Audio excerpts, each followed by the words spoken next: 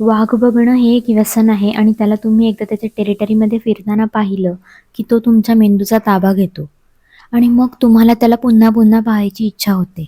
माझं पहिलं व्याघ्र दर्शन झालं ताडोबामध्ये. मग पेंच आणि कान्हाचं जंगल ह्या जूनमध्ये पालथं घातलं तेव्हा काही ही इच्छा पूर्ण झाली नव्हती.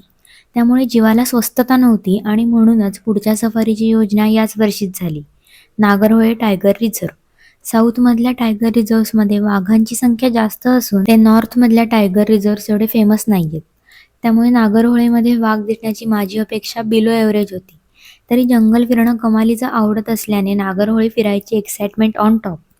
सुरुवातीपासूनच कॅम्परचे ड्रायव्हर काका अप टू डेट ट्रॅकिंग करत होते, पण मी गवारेड्यांसोबत सेल्फी काढण्यात व्यस्त.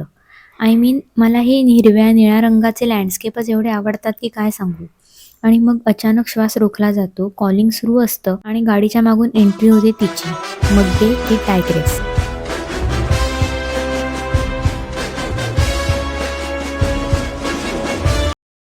ती 15 मिनिट्स तुमच्या जिप्सीसमोर रॉयल वॉक करते. तुमच्या नजरेला निर्भीडपणे नजर भिडवत तिची पॉवर, तिचा ॲटिट्यूड तुम्हाला दाखवते आणि तुम्ही धन्य होता.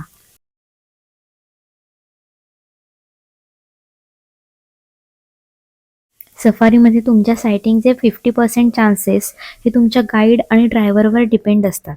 And this man's owns it 100%. मग्गेचा रॉयल वॉक 18 मिनिट्सचा होता आणि त्यानंतर आम्ही पुन्हा पुन्हा त्या लँडस्केपमध्ये हरवून गेलो.